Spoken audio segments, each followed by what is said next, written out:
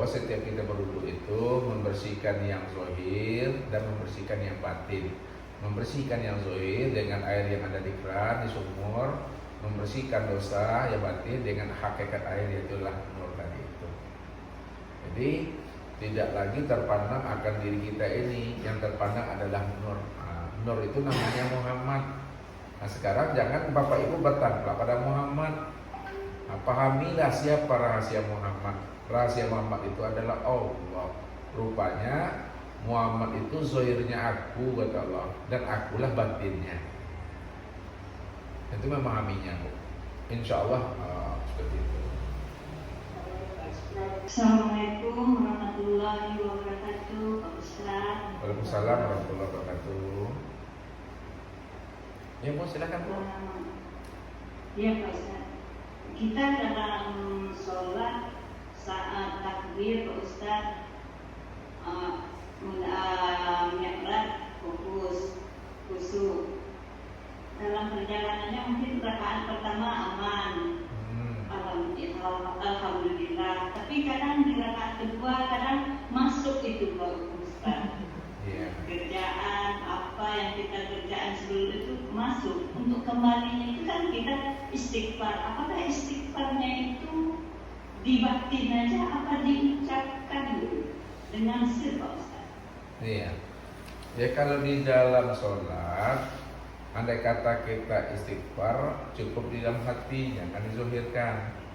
Makanya kenapa kita sehabis sholat itu kita usapkan ke wajah kita? Karena pada saat kita lupa mengingat Allah, kita akan berdosa. Kalau kita berdosa, yang malu itu sebenarnya itu adalah wajah. Makanya sehabis kita salam kiri kanan, barulah kita usap wajah kita. Di situ letaknya istighfar tadi itu. Jadi usap wajah itu kita zahirkan ucapan istighfar itu. Setelah kita zahirkan ucapan istighfar itu, barulah kita awali zikir kita dengan istighfar. Astagfirullahaladzim. Jadi istighfar itu sebenarnya setiap panca indera kita itu mesti kita istighfarkan. Nah, begitu cara memahaminya. Kemudian yang kedua, kita semua mesti sampai kepada makom pemahaman musyahadah. Makom pemahaman musyahadah itu betul-betul kita mesti mampu memandang dan menyaksikan Allah yang wujud semata-mata. Maksudnya hanya dirinya cuma yang ada. Nah, kalaulah dirinya cuma yang ada, lalu diri ibu ini diri siapa gitu? Diri ibu, diri ustaz, dan diri kita semua ini adalah kezohiran nyatanya diri Allah. Kalaulah diri kita ini kezohiran nyatanya diri Allah, lalu siapa yang beribadah itu? Yang beribadah itu bukan kita. Yang beribadah itu adalah Allah itu sendiri. Makanya Allah katakan, wa an ya'buduni hadza siratal mustaqim. Akulah yang menyembah dan memuji akan diriku sendiri. Inilah jalan yang lurus itu. Makanya Allah katakan dalam sebuah hadis qudsi, Kif ya Muhammad ana rabbaka usolli. Berhentilah engkau yang mengaku engkau yang sholat Muhammad, akulah sebenarnya yang sholat itu. Yang Muhammad itu bukan engkau. Muhammad itu adalah wujud diriku, ya. Makanya Muhammad itu aku itu yang Muhammad itu. Jadi ketika kita sudah sampai pada makom musyahadah tadi, hanya Allah yang terpandang, ya. Disitulah sholat kita itu sudah ada ruhnya. Sholat kita itu ada jiwanya. Sholat yang ada ruh dan ada jiwa itulah sholat yang dikatakan sholat yang mi'raj. Jadi cara memfokuskan pemahamannya, kalau kita bawakan ke dalam ilmu hakikat, misalnya terpikir pekerjaan, terpikir rumah, mobil, semuanya, pandanglah bawa rumah, bawa mobil, bawa uang, hutang, semuanya itu pandang itu adalah Muhammad. Ya, diri kita juga Muhammad, yang kita pikir juga Muhammad, yang kita pandang Muhammad. Terpandang sejadah juga Muhammad. Terpandang baju juga Muhammad. Terpandang imam juga Muhammad. Terpandang diri juga Muhammad. Terpandang sahabat kiri kanan juga Muhammad. Seluruhnya Muhammad. Lalu siapa Muhammad itu? Muhammad itu adalah rupa diriku. Muhammad itu adalah wujudnya diriku. Muhammad itu adalah wajahnya aku, kata Allah. Jadi ketika ada paham ibu seperti itu, insya Allah ya, sholat kita tidak melenceng dia, ya, tidak melenceng. Artinya tidak melenceng itu tetap kita berada dalam keadaan musyahadah. Namun kesempurnaan musyahadahnya kita waktu mengingat rumah, mobil, kawan dan sebagainya, tetap memandangnya itu, kumpulkan seluruhnya itu, kembalikan dia kepada batang tubuh kita ini. Bahwa kesempurnaan semua alam pada diri ibu itulah nyatanya dirinya Allah yang sebenar-benarnya. Disitulah ibadah kita itu menjadi ibadah yang asik, ibadah yang nikmat, ibadah yang nyaman. Ya. Jadi ketika kita sholat kan kita memandang sejadah. Siapa sejadah? Kalau lupa kita memandang sejadah itu adalah Muhammad, maka disitulah sholat kita menjadi lupa dan lalai tadi. Berarti kita masih terpandang sesuatu yang wujud selain daripada Allah. Padahal kalau Allah cuma yang ada, hanya dirinya semata-mata yang wujud dan yang ada, mestinya kita mesti mampu memandang Allah itu 24 jam. Dari segala bentuk, dari segala rupa, dan segala yang wujud.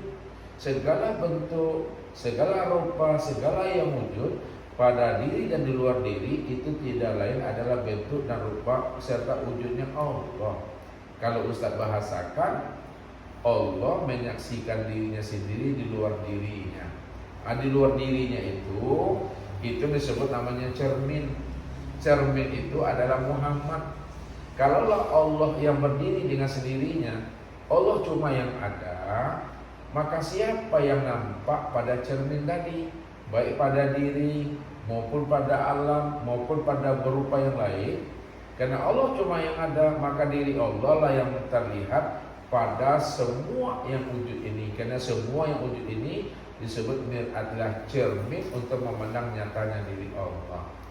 Namun kesempurnaan cermin untuk memandang nyatanya diri Allah pada rumah, pada mobil, pada segala-galanya dari itu, pandangnya pada diri ibu masing-masing, pada diri kita masing-masing. Itu sempurnanya. Sehingga ibu tidak lagi mengingat-ingat Allah. Allah kan sudah nyata, apa juga diingat lagi? Pahami saja, sadari saja, nikmati saja di dalam kita melakukan suatu ibadah. Walaupun kita melakukan suatu ibadah, tapi kita melakukan ibadah bukanlah nyatanya diri kita.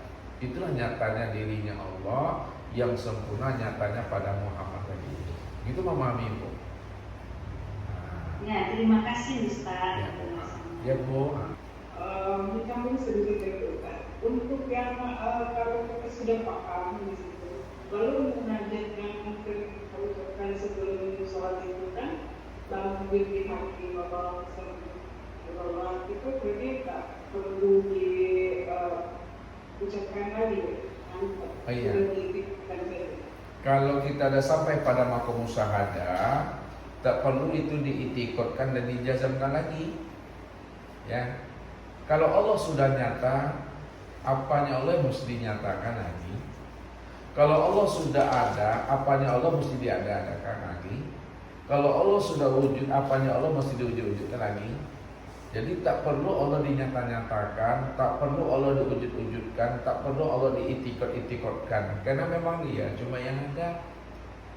Nah, begitulah makomnya kita. Kalau sudah duduk pada makom musyahadah tadi, jadi tinggal menikmati, tinggal menjalani.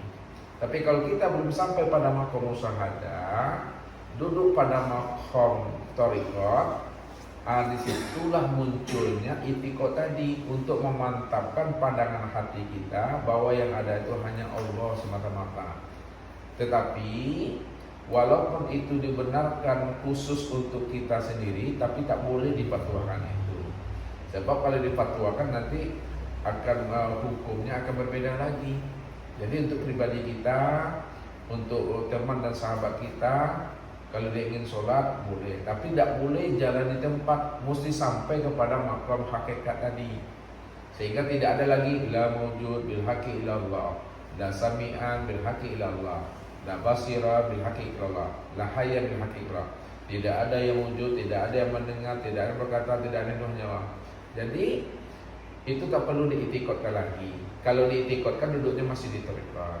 Naik aja lah pada makam musyahadah, kan Allah cuma yang ada. Nah sekarang Ustaz mau beri contoh lagi sama Bapak Ibu semua. Zohir, batin.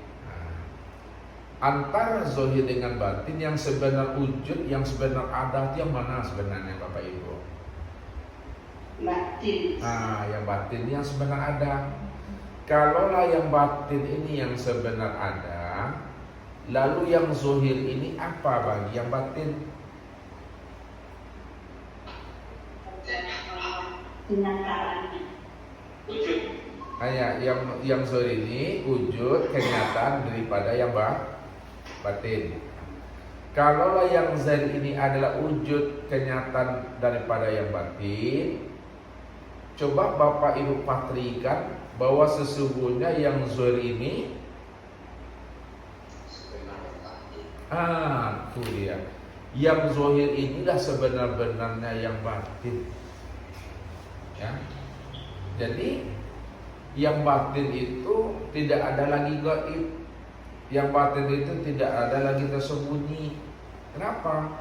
Karena yang batin tadi sudah nyata dia pada segala yang zahir. Yang zahir inilah sebenar-benarnya diri yang batin itu. Nah sekarang Allah itu ya kan sudah zahir. Allah kan sudah nyata. Allah kan sudah wujud. Kalau Allah sudah zahir, Allah sudah nyata dan Allah sudah wujud, perlukah Allah dizahir-zahirkan juga lagi? Perlukah Allah dinyata-nyatakan juga lagi pada diri? Kan tidak perlu lagi. Cukup memahaminya ya dengan kesadaran yang sadar sesadar-sadarnya bahwa Allah itu segala yang wujud dan segala yang wujud itulah nyatanya zahirnya Allah itu.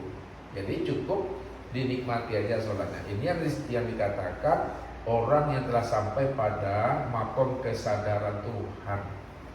Makom kesadaran Tuhan itu maksudnya bahwa Allah cuma yang wujud, Allah cuma yang bersifat. Kalau Allah yang wujud dan Allah yang bersifat, maka segala yang wujud itulah nyatanya wujud Allah. Segala sifat itulah nyatanya sifat Allah. Namun sempurnanya wujud dan sifatnya Allah pada diri Bapak Ibu sendiri. Kalau sudah sempurna,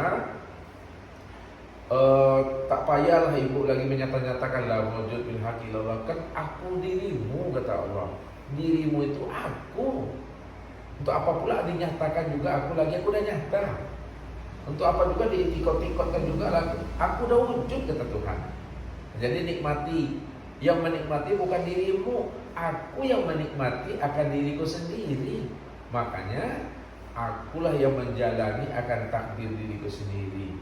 Aku yang merahmati akan diriku sendiri, aku pula yang meridhai akan diriku sendiri. Kalau sudah sampai pula pada puncak makom Tuhan itu, tak boleh pula lagi Allah merahmati dirinya, Allah meridhai dirinya, Allah melaksanakan takdir. Tak perlu diucapkan. Kalau dalam makom ma'rifat kala lisanahu, tak boleh ada kata-kata lagi. Sebab kalau disebut, lain disebut nanti lain pula pemahamannya, lain yang ditunjuk, lain pula sebutannya. Padahal kalau kita dah duduk pada makom kesadaran Allah, Allah cuma yang ada, Allah cuma yang wujud, akala lisanahu, cukup diam sajalah kita lagi. Tak boleh disebut-sebut, cukup disadari saja ya, dengan sesadar-sadarnya bahwa Allah yang wujud dan yang wujud itu itulah Allah itu. Kalau diceritakan itu dalam rangka untuk memberikan pemahaman kepada kawan. Walaupun kita memberikan pemahaman pada kawan, tapi sebenarnya yang menceritakan itu, yang memberi paham itu bukan pula diri kita, tapi Allah di situ. Tidak ada diri kita di sana. Nah, ingatlah bahwa yang kalam itu Allah. Kalau kalam itu adalah Allah, maka kalam itu tidak akan pernah berpisah daripada dirinya. Karena dirinya cuma yang ada, maka Allah itu yang berkalam. Disitulah Allah merahmati akan dirinya tadi, di luar daripada dirinya tadi. Itu yang katakan dari Allah, bagi Allah dan untuk Allah. Tidak ada dari hamba untuk Allah dan tidak ada pula dari Allah untuk hamba. dari Allah, bagi Allah dan untuk Allah. Gitu memahaminya.